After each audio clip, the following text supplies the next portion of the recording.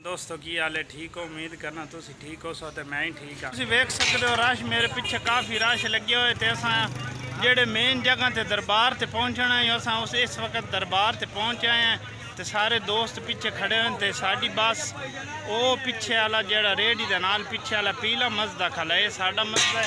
तो सारे बाकी दोस्त अगे चले गए ते अस चलते हैं।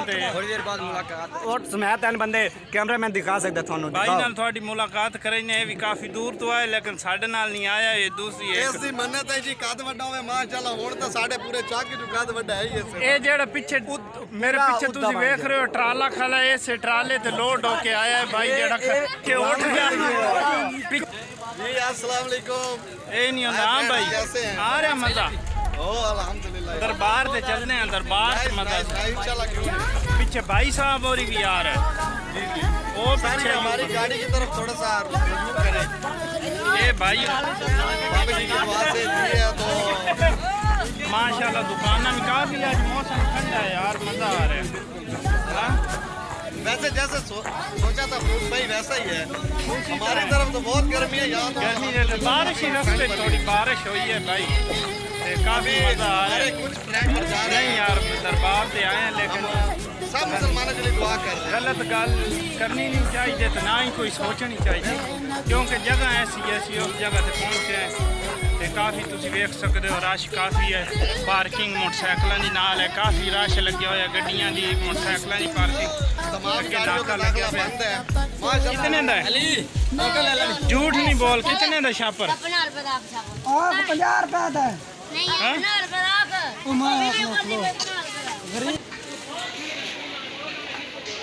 जुत्तियां जमा करा दी हैं। नंबर लगे से जुत्ती दे नंबर हाँ नंबर केड़ा नंबर है? नंबर कितना नंबर है? चेक करा टोकन जुत्ती का 219 219 है यार। मैंने दे मोबाइल नहीं करना। सलाम कर दे दोस्तों सलाम करते वक्त आपको दरबार से सलाम कर दे। इस साइड पे मेरा ख्याल है वो पीछे गेट है इस साइड पे चल दे। पैर तो नहीं सड़ते पे नहीं हैं? चल ये मेन गेट है भाई दरबार का। चलो मेन गेट चल आओ।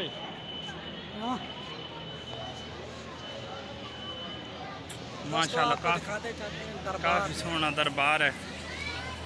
दरबार खूबसूरत है।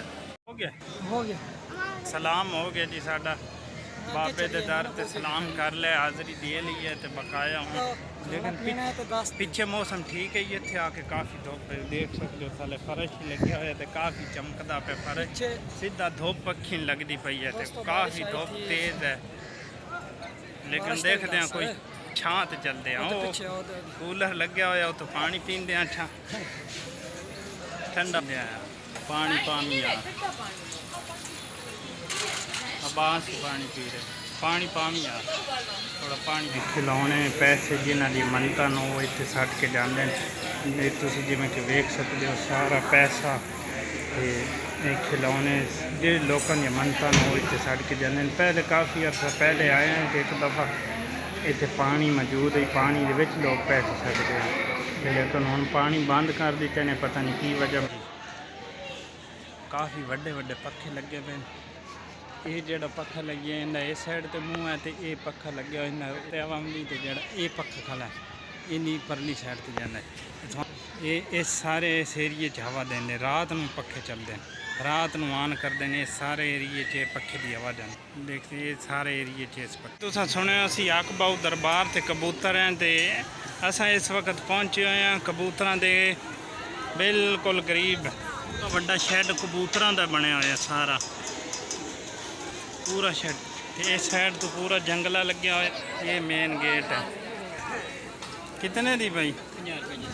50। धुप भी काफ़ी है तो जुतियाँ असा जमा करा दी थी तो काफ़ी साढ़े पैर ही साढ़े काफ़ी दोस्तों उस साइड दरबार दी है तो ये एरिया जेड़ा ना ये लंगर का एरिया तो असा हूँ इस वक्त जा रहे हैं इस साइड ते लंगर के एरिए असी उस साइड तो आए सन नहीं पता गेट इस साइड ये लंगर वाला कितने डब्बा है? 20 रुपये का 20 रुपये का ये लंगर वास्ते डब्बा है। यहाँ देगा तैयार हो रही हैं, सारा लंगर है भाई, देगा तैयार हो रही है भाई और पका रहे हैं माशाल्लाह। लंगर तैयार हो रहा है, थोड़े देगा ही देगा, ये देख सकते हो। बाकी और रोटियां, ये तंदूर लगे पैन भाई और लगे पैन रोटी पकाने उत्ते पखे लगे पैन, ये देख सकते हो कितने बड़े बड़े पखे लगे पैन, ये देख सकते हो से पखे लगे पैन माशाल्लाह। गर्मी है जो लगे पैन खिदमत कर, पूरी लैन तुम देख सकते हो जी, पूरी लैन लगी पई है सारी लंगर जी तोड़ लंगर वाली है, एरिया सारा लंगर का है कूलर है भाई, ये देख सकते हो लंगर दे एरिया है पूरी। दोस्तों ये लंगर दे एरिया है, इतना लंगर बह खाना असा पहुँच आए हैं लंगर दे एरिया च, देख सकते हो।